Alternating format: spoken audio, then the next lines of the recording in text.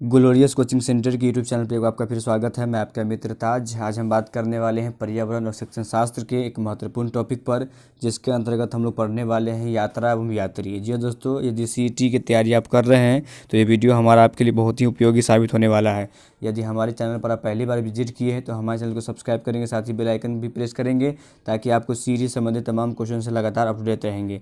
देखिए, यात्रा से संबंधित क्वेश्चन प्रत्येक ईयर सीईटी एग्जाम में बनते रहे। यदि आप प्रीवियस ईयर के क्वेश्चन पेपर को पलटेंगे तो वहाँ पर आपको यात्रा से संबंधित क्वेश्चन मिलेगा, जैसे में फरहान इब्न बतूता कहाँ से आया था इत्यादि जैसे तमाम क्वेश्चन आपको सीईटी में पूछे गए होंगे। तो आइए हम शुरू करते हैं। आखिर यात्रा क्या है, लोग ट्रेवल्स क्यों करते थे प्राचीन काल में, और आज आधुनिक युग में भी लोग ट्रेवल्स करते हैं, अलग अलग देश में जाते हैं। देखिए, यात्रा क्या होता है, जब हम अपने निवास स्थान से दूसरे स्थान जगह पर किसी विशेष कार्य हेतु जाते हैं तो उसे यात्रा कहते हैं। यानी कहने का मतलब हुआ, आप यहाँ से किसी विशेष कार्य के लिए, आप जैसे विद्यालय जाते हैं पढ़ने के लिए, एक आपका विशेष कार्य है, तो उस कार्य को हम क्या कहते हैं, यात्रा कहते हैं। प्राचीन काल में लोग यात्राएं क्रिया करते थे। ये लोग ऊंचे पर्वतों, पहाड़ियों, रेगिस्तान, नदियों और समुद्र की जोखिम भरा यात्राएं किया करते थे। ये लोग जोखिम से हार नहीं मानते थे और अपनी यात्रा जारी रखते थे। यानी पहले प्राचीन काल की बात करें तो यहाँ पर लोग पर्वतों, पहाड़ियों, झाड़ियों, रेगिस्तान जैसे क्षेत्रों का भ्रमण किया करते थे। बहुत जोखिम भरा होता था और वो बहुत लंबा समय भी लगता था, क्योंकि जिस प्रकार के साधन आज हमको प्रोवाइड है उस प्रकार के साधन उस प्राचीन काल में नहीं थे। लोग बैलगाड़ी हो या पैदल ही यात्रा करने पर लोग मजबूर थे। यानी विशेष कार्य के हेतु अगर कोई व्यक्ति एक स्थान से स्थान तक जाता है वही यात्रा कहलाता है।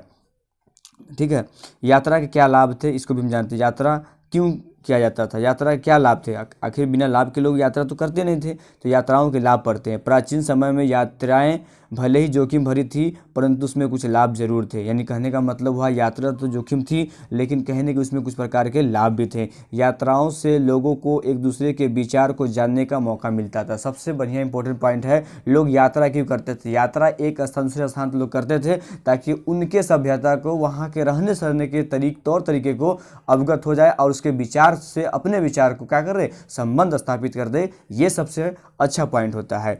यात्राओं से लोग एक दूसरे की संस्कृति को भी समझते। जी हाँ दोस्तों, यदि हम अगर आदिवासी अगर क्षेत्र में अगर भ्रमण करते, यात्रा करते हैं तो हम कहीं ना कहीं आदिवासी के ही उसके जो व्यवहार है, जो उसके सांस्कृतिक जो कार्यक्रम है, रहने सहने का तरीका है, उससे हम क्या होते हैं, अवगत होते हैं, उसको समझने का भी हमको मौका मिलता है। यात्राओं से व्यापार फलता फूलता है। जी हाँ दोस्तों, यदि हम व्यापार के अगर पर्पज से, अगर उसके उद्देश्य से भी अगर हम भ्रमण करते हैं तो कहीं ना कहीं हमारी यात्रा क्या होती है, सफल मानी जाती है।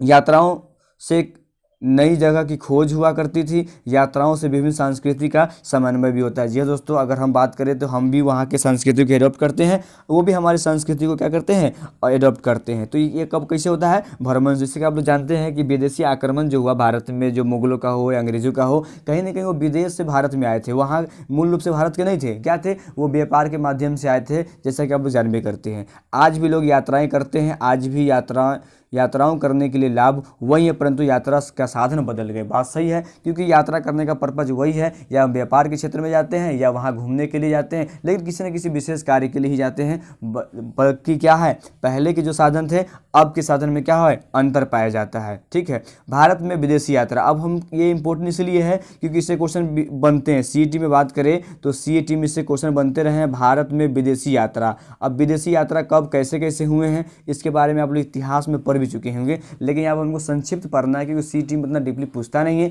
आपसे एनसीईआरटी बुक से पूछेगा, और ये हम जो आपको पीडीएफ प्रोवाइड करा रहे हैं, जिसका हम पीपीटी से पढ़ा रहे हैं, ये भी आपका एनसीईआरटी बुक से ही लिया गया है। प्राचीन समय से ही भारत विदेशी यात्राओं के लिए आकर्षण का केंद्र रहा है। विदेशी यात्री भारत आए और उन्होंने भारत के विषय में विवरण दिया, और कुछ प्रमुख यात्री जो भारत में आए थे वो ये है। यानी कहने का मतलब हुआ, भारत प्राचीन काल से ये क्या था, आकर्षण का केंद्र बना हुआ था। तब तो यहाँ पर मुगल आए और यहाँ पर अंग्रेज आए, व्यापार के दृष्टिकोण से आए, लेकिन धीरे धीरे व्यापार को एक साम्राज्य के रूप में विकसित किया और भारत के ही लोग को क्या कर लिया, गुलाम बना लिया। तो ये चीज़ हमारा भारत पहले से ही केंद्र बना हुआ था। देखिए, मेगास्थनीज के बारे में बहुत इंपॉर्टेंट है। मेगास्थनीज का एक बुक है जिसको लोग इंडिका कहते हैं, ये बुक इंपॉर्टेंट, आप इसको याद रखिएगा। देखिए पहले पूछा जाता है आपसे क्वेश्चन सीईटी में कि मेगास्थनीज कौन था, तो आपको क्या बताना है, ये यूनानी राजा का क्या था, सेल्यूकुलस था। ये क्या था, सेल्यूकस निकेटर के राजदूत था। कि किसके राजदूत था, ये सेल्यूकस के निकेटर के राजदूत था। ठीक है, रूस में चंद्रगुप्त मौर्य के दरबार में आया था। ये सवाल पूछता है कि मेगास्थनीज जो है वो किसके दरबार में आया था, तो चंद्रगुप्त मौर्य के दरबार में आया था। और ये कहाँ का रहने वाला था, यूनानी का रहने वाला था। और राजा ये किसका था, सेल्यूकस के निकेटर के का था, ये राजदूत था। इस चीज़ को याद रखिएगा। और इसकी पुस्तक क्या है, इंडिका है। इस पुस्तक में उन्होंने भारत के समाज के बारे में बताया। ये उन्होंने जब यहाँ भारत आया तो भारत के संस्कृति और उसके समाज के बारे में उन्होंने इंडिका नामक पुस्तक में लिखा था। इसलिए इंडिका के राइटर कौन है, मेगास्थनीज है। ठीक है, अब देखिए फरहान के बारे में जानते हैं, ये भी इससे सवाल पूछे गए हैं। फरहान कौन है, देखिए फरहान जो है ना, ये पूछा जाएगा फरहान का संबंध किस देश से था, तो ये फरहान का संबंध ये क्या था, चीनी बौद्ध भिक्षुक था। कौन था ये, चीनी बौद्ध भिक्षुक था। ठीक है, ये चंद्रगुप्त विक्रमादित्य गुप्त जो है साम्राज्य के दरबार में आया था। किसी साम्राज्य में आया था, ये चंद्रगुप्त विक्रमादित्य के गुप्त सम्राट के दरबार में ये आया था। और कहाँ का रहने वाला था, ये चीन का रहने वाला था। ठीक है, अब आगे बात करते हैं। उसके बाद में सबसे इम्पोर्टेंट जो है, उसी समय में देखिए उन्होंने क्या किया, देखिए उसने उस समय के सामाजिक, धार्मिक और आर्थिक स्थिति के विषय में बताया था, लेकिन इसका कोई किताब नहीं है। ठीक है, उसके अंदर में आता है हेवन सांग। कौन है ये, हेवन सांग के बारे में बात करते हैं। ये भी कहाँ का था, चीनी बौद्धिक भिक्षुक था। ठीक है, और इसे तीर्थ यात्रियों का राजकुमार कहा जाता है। ये इंपॉर्टेंट लाइन, इसको अपने नोटबुक में लिखेंगे कि तीर्थ यात्रियों का राजकुमार किसे कहा जाता है, तो हेवन सॉन्ग को कहा जाता है। ये कहाँ का था, तो चीन का क्या था, ये भिक्षुक था। ठीक है, और बौद्ध भिक्षुक था। अब आगे बात करते हैं, इसकी पुस्तक का नाम सीयूकी, देखिए सीयूकी है। ठीक है, इसने नालंदा विश्वविद्यालय में बौद्ध धर्म का अध्ययन किया था। यानी नालंदा विश्वविद्यालय में इन्होंने बौद्ध धर्म के ज्ञान को क्या किया था, पढ़ा था, अध्ययन किया था। यह हर्षवर्धन के समय भारत आया था। कब आया था, ये हर्षवर्धन के समय में भारत आया था। अब सबसे इंपॉर्टेंट बात करेंगे जो एग्जाम में पूछे गए हैं, आप प्रीवियस ईयर के देखेंगे क्वेश्चन में तो वहाँ पर आपको मिलेगा।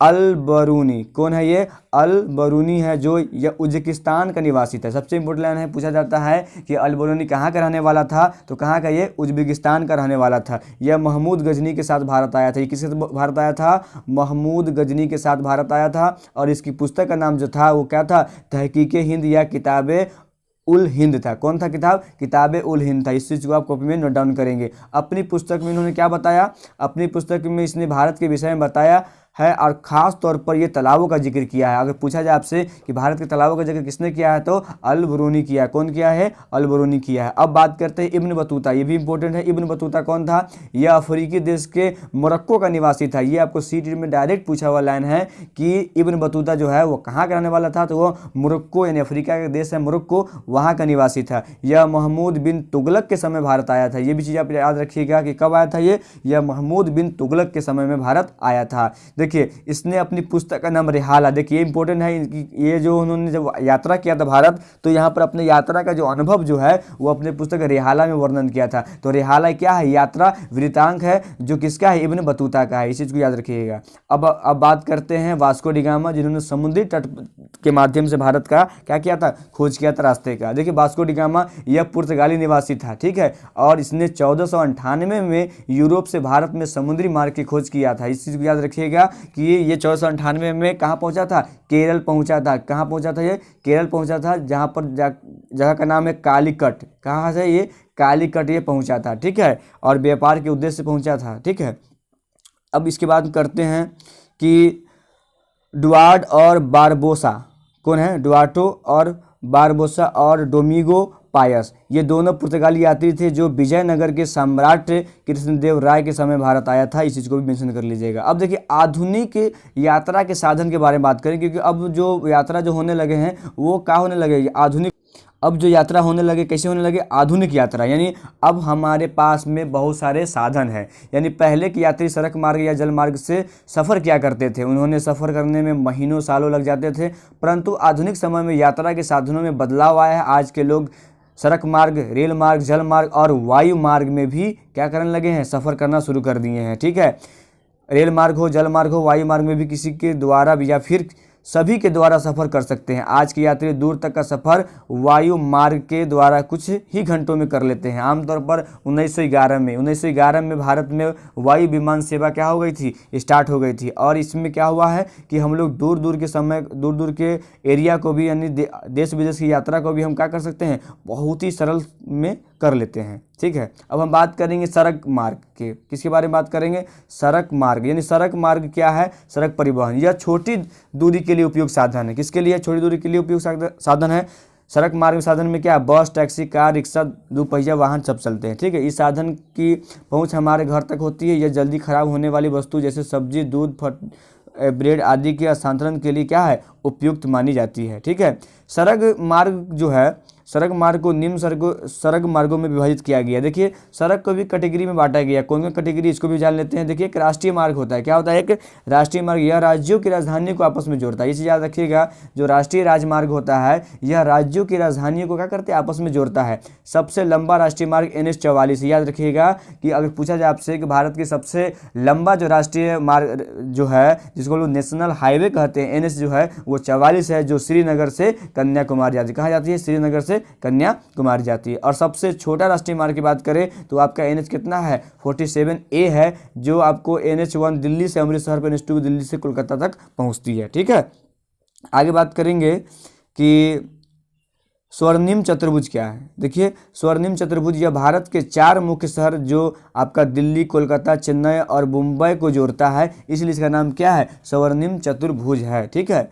और उसके में गलियारा। देखिए गलियारा क्या है, कभी कभी आपको गलियारा भी सुनाई देता होगा। गलियारा क्या है, इसको जानते हैं। देखिए उत्तर दक्षिण गलियारा, दक्षिण कश्मीर, कन्याकुमारी, तमिलनाडु है कि नहीं। उसके बाद में आपको बात करें तो पूर्व पश्चिम में आपका गलियारा है, असम है, उसका पोरबंदर गुजरात तक है। ये दोनों गलियारे झांसी उत्तर प्रदेश में मिलते हैं। ठीक है, उसके बाद में आपका राजकीय राजमार्ग की बात करें, किसकी बात करते हैं, राजकीय अब राजकीय राजमार्ग क्या है, राजकीय राजमार्ग की बात करें तो ये राज्यों को क्या करता है, राष्ट्रीय राजमार्ग से जोड़ता है। उसके अंदर में जिला सड़क की बात करें तो यह एक राज्य के विभिन्न जिलों को जोड़ता है। यानी एक राज्य में अगर बिहार की बात करें, बिहार में 38 जिले हैं तो 38 जिलों को जोड़ता है, उसी को हम जिला सड़क कहते हैं। फिर आपका आता है ग्राम सड़क, यानी यह क्या है, यह जो है राज्य के जिलों के गाँव को जिलों की सड़क से जोड़ता है। यानी कहने का मतलब वह विभिन्न, जैसे एक गाँव, जैसे हम लोग वैशाली जिले से बिलोंग करते हैं तो वैशाली जिला में बहुत सारे गाँव हैं, उस गांव को कौन सा सड़क जोड़ेगा, तो वो ग्राम सड़क जोड़ेगा। अब आगे बात करते हैं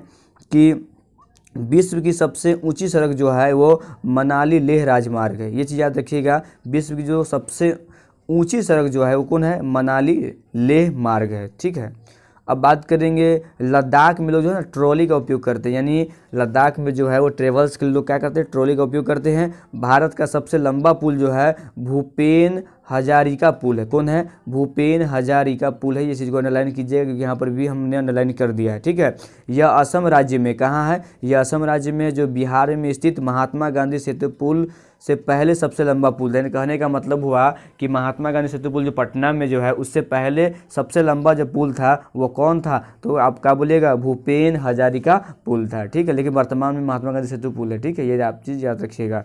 अब जो है रेल मार्ग के बारे में बढ़ते हैं, ये भी हमारे परिवहन के ही साधन है। देखिए यह लंबी दूरी के सफ़र के लिए उपयोगी होता है, यह अत्यधिक माल ढुलाई के उपयोग में आती है। ठीक है, अब इसके आगे बात करेंगे कि आखिर रेल का आरंभ कब हुआ, इसके बारे में थोड़ा सा जानकारी ले लेते हैं। ठीक है, देखिए भारत में रेल की शुरुआत की बात किया जाए तो 16 अप्रैल 1853 में हुआ था। ठीक है, कब हुआ था, 16 अप्रैल 1853 में हुआ था। ये मुंबई और ठाणे के बीच में चली थी। कितना चला था, 34 किलोमीटर चला था। कब चला था, 16 अप्रैल 1853 में। इस चीज़ को याद रखिएगा, पहली बार भारत में रेल चला था। भारतीय रेल मार्ग एशिया में सबसे बड़ा और विश्व का चौथा स्थान, कहने का मतलब हुआ एशिया में सबसे बड़ा रेल मार्ग है और भारत जो विश्व में जो चौथा स्थान पर भारत का ही नाम आता है। देखिए भारत का सबसे लंबा रेल मार्ग की बात करें तो कौन है, डिब्रूगढ़, जो असम से कन्याकुमारी तमिलनाडु तक चलती है। ठीक है, इसकी लंबाई जो 4286 किलोमीटर जो है, जो विवेक एक्सप्रेस से इस दूरी को तय करती है। कहने का मतलब हुआ जो भारत में सबसे जो बड़ा रेल मार्ग जो है आपका कौन है, डिब्रूगढ़ है। कौन है, डिब्रूगढ़ जो है असम से कन्याकुमारी तक चलती है, तमिलनाडु तक चलती है, जो उसकी लंबाई जो है 8286 किलोमीटर जो है। ठीक है, और तय कौन करता है, ये आपको विवेक एक्सप्रेस तय करता है। ठीक है, अब देखिए भारत में जो है 7 17 जो है वो रेल मंडल, कितने मंडल है तो 17 रेल मंडल है। मुंबई में मोनो रेल चलती है, कहाँ चलती है, मुंबई में मोनो रेल चलती है। विश्व का सबसे बड़ा प्लेटफॉर्म क्या है, प्लेटफॉर्म की बात करें गोरखपुर में, गोरखपुर कहाँ है, यूपी में, कहाँ है, उत्तर प्रदेश में, कहाँ है, उत्तर प्रदेश में है, जो 1.3 किलोमीटर है, कितना है 1.3 किलोमीटर है। अब देखिए कोंकण रेलवे की बात करें, इसे क्वेश्चन हमेशा बनते हैं, ये कोंकण रेलवे आखिर है क्या, इसके बाद जानकारी लेते हैं। यह रोह, देखिए रोहा, ये कहाँ का है, ये रोहा, रोहा मुंबई से मंगलुरु यानी कर्नाटक तक चलती है। इसकी लंबाई जो है 768, कितना है 760 किलोमीटर। जी दोस्तों कितनी लंबाई इसकी है, 760 किलोमीटर इसकी लंबाई है।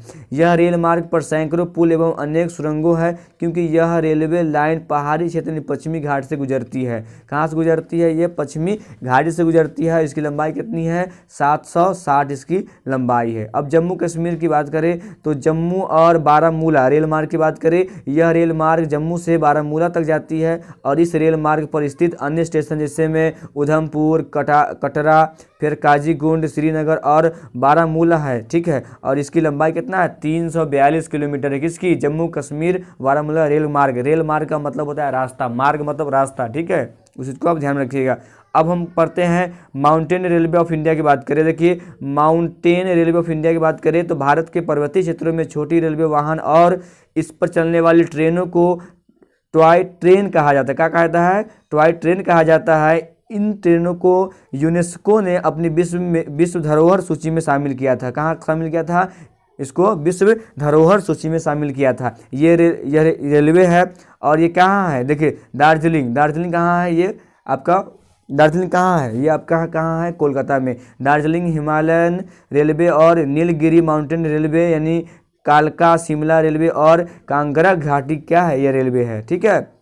सर मेट्रो रेलवे की बात करें तो ये इससे क्वेश्चन बनते हैं। देखिए मेट्रो रेल प्रणाली क्या है, ये देखिए देश में सबसे पहले मेट्रो रेल जो कहाँ चली थी, कोलकाता में चली थी। ये सवाल आपसे पूछा जाएगा कि मेट्रो भारत में सबसे पहले कहाँ चली, तो कोलकाता में चली। कब चली थी, 25 दिसंबर 2002 ईस्वी को दिल्ली में मेट्रो रेल की शुरुआत की। अब दिल्ली में कब शुरुआत हुई, 2002 में हुई, लेकिन देश में सबसे पहले कोलकाता में मेट्रो। ये मेट्रो क्या है, जमीन के अंदर चलती है ना। अब देश के हर बड़े मेट्रो शहर में मेट्रो रेल की शुरुआत हो रही है, यानी अब धीरे धीरे सभी राज्य में मेट्रो की शुरुआत होने लगी। अब जल मार्ग की बात करें तो जल मार्ग क्या होता है, जल से जाने वाला यात्री जब जल के माध्यम से, जहाज के माध्यम से जाते हैं तो वही जल मार्ग कहलाता है। जल मार्ग जल परिवहन, यह मार्ग का प्राचीन काल से ही यातायात के साधन के रूप में प्रयोग होते हैं। यानी कहने का मतलब प्राचीन काल के लोग भी किसके करते थे, इसके माध्यम से प्रयोग करते थे। अब ये क्या है, देखिए यह बहुत सस्ता होता है, यह भारी भरकम और अत्यधिक मात्रा में वस्तुओं के परिवहन के लिए उपयोग होता है।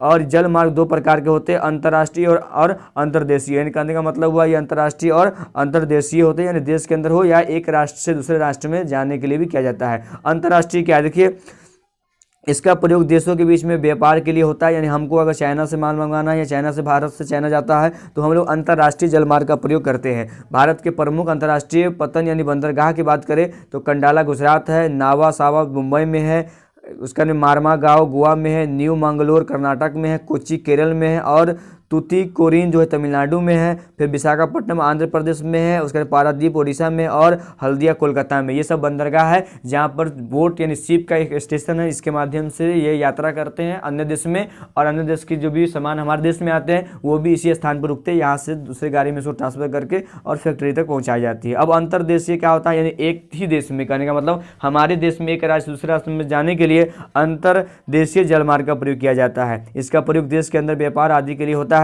इसके अंतर्गत नौर्ग मांगे नदी, नहरें और झीलों में आती है। किसमें आता है ये, इसमें नौगमर्रे नदियां और नहरें, झीलें इत्यादि इसके अंतर्गत आते हैं। आगे बात करेंगे, भारत में 6 राष्ट्रीय जलमार्ग है। ये है कौन है, इलाहाबाद में हल्दिया गंगा नदी किनारे है, धुबरी से सादिया महारामपुर नदी के किनारे है, कोल्लम और से कोठट्टापुरम कौन है, कोंटाटापुरम जो केरल के लिए है, और उसके बाद में काकीनाडा और पेंदुचेरी, कैकुनाडा से क्या है, पेंदुचेरी है, ठीक है। उसके बाद में आपका तलचर से पारादीप जो है ये भी एक जलमार्ग है, ठीक है। उसके बाद में आपका लखीमपुर से भांगा यानी बराक नदी जो असम में है। और भारत की सबसे लंबी नहर की बात करें तो कौन है, नौगम्य है, कौन है, नौगम्य नहर है जो बकीहम नगर है, ठीक है, नहर इसका नाम है, ठीक है। देखिए केरल में बहुत सारी झीलें पाई जाती हैं, केरल में बहुत सारी झीलें पाई जाती हैं। इन झीलों को लैंगून कहा जाता है। ये सवाल आपसे सीटी में पूछा था कि केरल में जो नदी पाई जाती है, जो सॉरी झील जो पाई जाती है, उसको क्या कहा जाता है, तो लैंगून कहते हैं। यहाँ लोग वल्लम नामक छोटी नाव का प्रयोग करते हैं और फेरी से भी यात्रा करते हैं। वल्लम कहाँ का है, तो ये केरल का है, जिससे लोग यात्रा करते हैं। ठीक है, उसके अंदर वायु परिवहन की बात करेंगे। इसकी शुरुआत कब होती है, 1911 में होती है। आपको हम पहले वीडियो में बता दिए थे। देखिए भारत में अगर वायु परिवहन का प्रारंभ करें तो 1911 में हुआ था, जब इलाहाबाद से नैनी के बीच में यानी विमान डाक सेवा की शुरुआत हुई थी। यह तेज एवं समय बचत करने वाला परिवहन है, जो आप जानते हैं, परंतु महंगा भी। हाँ, ये तो है कि ये कॉस्टली भी है। इसकी सेवा दुर्गम क्षेत्रों में भी ली जाती है, यानी दुर्गम अगर क्षेत्र है वहाँ पर भी हम वायु परिवहन का प्रयोग कर सकते हैं। ठीक है, भारत में वायु परिवहन का राष्ट्रीयकरण 1953 में हुआ था। यानी कब हो गया था, 1953 में इसका राष्ट्रीयकरण हो गया था। ठीक है, और आगे बात करेंगे। अगला जो हमारा पॉइंट है उसको भी हम जान लेते हैं। ठीक है, अब देखिए अगर हम लाइसेंस की बात करें, पहले इंडियन एयर लाइसेंस देश के आंतरिक भागों में और पड़ोसी देशों में वायु सेवाएं उपलब्ध कराता था और एयर इंडिया विदेशी के लिए सेवाएं उपलब्ध कराता था, परंतु अब दोनों का विलय करके उनका नाम एयर इंडिया लिमिटेड कर दिया गया है। यह कंपनी घरेलू व अंतर्राष्ट्रीय वायु सेवाएं उपलब्ध कराई। कहने का तो स्टार्टिंग में हम अंतर्राष्ट्रीय ही करते थे, सॉरी अंतर्देशीय करते थे, लेकिन अब जो है हम अंतर्राष्ट्रीय भी करने लगे हैं। देखिए अन्य बात करें, अन्य प्राइवेट कंपनी की बात करें तो जेट है, उसके अंदर किंग फिशर है, उसके अंदर इंडिगो है, एयर एशिया, ये तमाम जो एयरलाइंस है जो आपकी सेवा में तत्पर है। अब प्रमुख अंतर्राष्ट्रीय हवाई अड्डा की बात करें तो सबसे पहले आता है इंदिरा गांधी अंतर्राष्ट्रीय हवाई अड्डा, जो आपके दिल्ली में है। उसके बाद छत्रपति शिवाजी अंतर्राष्ट्रीय हवाई अड्डा, जो आपके मुंबई में है। सुभाष चंद्र बोस अंतर्राष्ट्रीय हवाई अड्डा, जो आपका कोलकाता में है। जिस चीज़ को आप अपने कॉपी में नोट आउट करेंगे। ठीक है, उसका ने मीनामकम क्या है, मीनामकम, ये मीनामबंकम, ये अंतर्राष्ट्रीय हवाई अड्डा जो आपका चेन्नई में है। राजीव गांधी अंतर्राष्ट्रीय हवाई अड्डा जो आपका हैदराबाद में है। और भारत के अन्य हवाई अड्डा की बात करें तो इसमें कौन आ जाता है, राजा फ्रांसिस गुरु रामदास जी जो आपका अमृतसर में, सरदार वल्लभ भाई पटेल अहमदाबाद में, उसके अन्य में है आमौसी जो आपका लखनऊ में, नीदम बेसरी जो आपका कोच्चि में, उसके अन्य में बढ़ा पानी जो आपका शिलोंग में है, उसके अन्य में लोकप्रिय गोपीनाथ जो बार है दुलोई जो है गुवाहाटी में है, और वास्को डिगामा कहाँ है, ये आपका गोवा में है। देखिए प्रदूषण रहित की बात करिए, आपसे पूछा जाता है कि प्रदूषण रहित परिवहन के बारे में बताएं, इसके अंदर कुछ जान लीजिए। देखिए प्रदूषण रहित परिवहन के बारे में बात करें, देखिए रिक्शा है, ई रिक्शा, बैलगाड़ी, ऊँट, तांगा आदि प्रदूषण रहित परिवहन है। सीएनजी चलित परिवहन भी प्रदूषण नहीं फैलाते हैं। अपने पर्यावरण को प्रदूषित रहित रखने के लिए हमें प्रदूषण रहित परिवहन का ही ज़्यादा से ज़्यादा हमको प्रयोग करना चाहिए, और सार्वजनिक चीज़ों पर हमको धूम्रपान नहीं करना चाहिए। ठीक है, उसके बाद अब टिकट सारणी, ये सवाल आपसे लगातार पूछा जाता है कि टिकट सारणी में किन किन कथन का उल्लेख किया जाता है और किन किन कथन का उल्लेख नहीं किया जाता है। देखिए टिकट सारणी की बात करें तो प्राचीन समय में यात्री भले ही टिकट लेकर यात्रा न करते हो, परंतु आज अधिकतर परिवहन में यात्रा करने के लिए टिकट लेना पड़ता है। विभिन्न परिवहनों के लिए अलग अलग टिकट लेने पड़ते हैं। मेट्रो में सफर के लिए हम टोकन लेना पड़ता है। टोकन में भी टिकट का ही एक रूप है। यानी कहने का मतलब हुआ प्राचीन काल में भले ही हमको टिकट की आवश्यकता नहीं पड़ती थी, लेकिन अभी वर्तमान समय की बात करें तो यहाँ पर हमको टिकट लेने की आवश्यकता पड़ती है, क्योंकि टिकट के बिना हम यात्रा नहीं कर पाते हैं। ठीक है, टिकटों से हमें यात्री करने की दूरी का पता चलता है, परंतु रेल के आरक्षित टिकटों में हमें कई सारी जानकारी उपलब्ध होती है। ये जानकारी निम्न है, ये जानकारी आपके लिए इंपॉर्टेंट जानकारी को आप कॉपी में लिखेंगे। देखिए यात्रा की तिथि और समय अंकित होता है, आरक्षण की तिथि और समय होता है, ट्रेन का नंबर और नाम होता है, यात्री की शुरुआत एवं गंतव्य स्थान पर पहुंचने की समय तारीख सब लिखा रहा है, यानी कहाँ से आप चल रहे हैं और कहाँ आपको जाना है और कितना समय में पहुंचेंगे, ये तमाम चीज़ आपको क्या होता है टिकट में अंकित रहता है।